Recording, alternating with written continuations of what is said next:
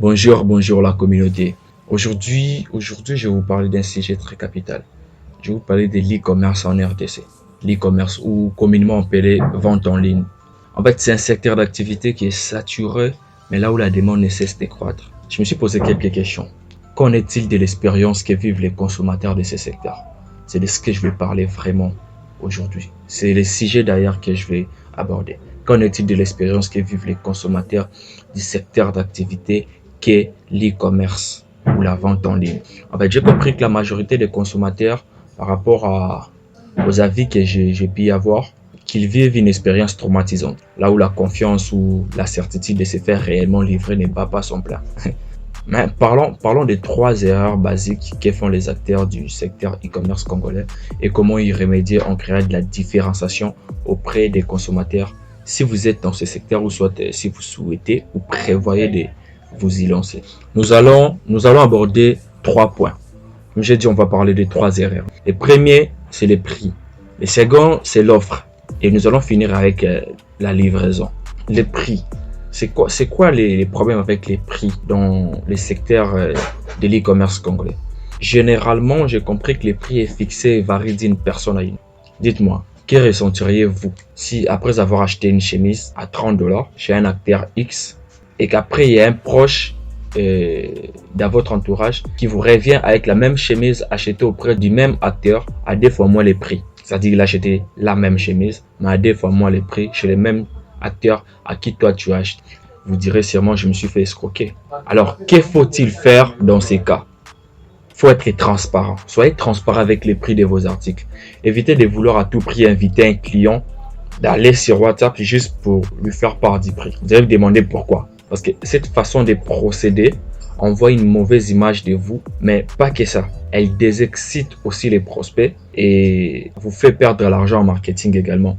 Si c'est le cas d'une campagne Facebook, par exemple, si vous avez eu à faire une campagne Facebook pour l'acquisition des clients. Alors, vu que Facebook facture chaque interaction, au lieu de faire part avec transparence les prix, si à chaque fois qu'il y a des clients qui viennent pour demander juste le prix du marchandise, de l'article, soit de l'offre que vous proposez, Facebook facture cette interaction-là. Donc, du coup, c'est vous qui perdez en budget marketing. Donc, soyez transparent avec les prix, vous aidera déjà à gagner la confiance de vos clients, à attirer les bonnes personnes, puisque quelqu'un qui sait qu'il ne pourra pas payer un produit à 200 $, il ne viendra pas vous faire chier dans les commentaires, il va juste passer.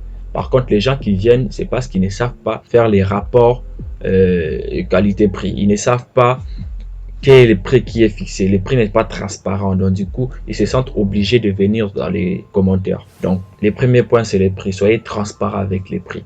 Le second point, par contre, c'est l'offre. Comme je l'ai dit, le premier point, c'était le prix. Le second point, c'est l'offre. Et ensuite, nous allons terminer avec les points de la livraison.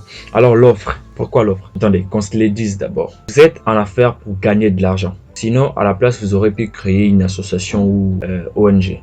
Alors, faut savoir que tirer profit d'une meilleure partie du portefeuille de votre client doit être l'une de vos obsessions. Alors, comment faire pour tirer profit d'une meilleure partie de nos clients? Ayez ou soit développer l'habitude de faire des offres à la place des articles. Lorsque vous vendez une chemise seulement, c'est un article. Lorsque vous vendez un pantalon seulement, ça reste un article. Mais lorsque vous les mettez les deux ensemble, ça constitue une offre dans les cas présents. Bien sûr, dans les cas présents, ça constitue une offre. Ainsi, au lieu d'une seule article, le client serait tenté d'avoir des articles dans une seule offre. Si bien sûr, les rapports investissement-prix est vu comme une économie. Ça aussi, c'est clé. Il faudra qu'il puisse voir les rapports investissement-prix comme étant une économie. Ensuite, il y a la livraison. Généralement, les acteurs d'e-commerce, qu'est-ce qu'ils font?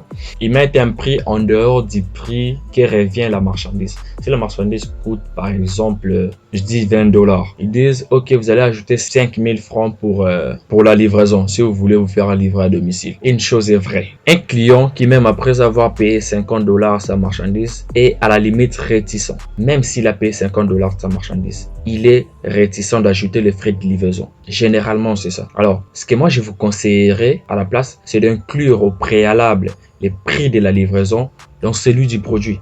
Comme ça vous fera aussi un bon argument de vente. Comme quoi la livraison est gratuite.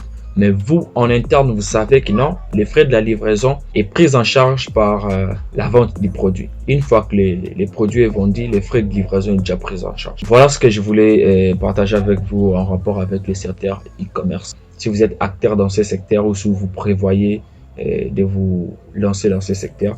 Voilà, en fait, ça, ce sont les 3 erreurs que font la majorité des acteurs sur les marchés et comment y remédier, comme je l'ai donné avec des exemples pour essayer un peu de pallier ces problèmes-là, de ne pas tomber dans ces erreurs-là. Mais il faut savoir que ce n'est pas tout. Oui, vos prix sont abordables. Oui, vous avez une belle offre. Oui, la livraison est gratuite. Mais fidéliser un client est une toute autre chose. Et ça, vous le savez. Alors, on se donne rendez-vous ce samedi 28 et dimanche 29 mai à la formation que je donne. Ça sera en ligne sur comment attirer et fidéliser ses clients.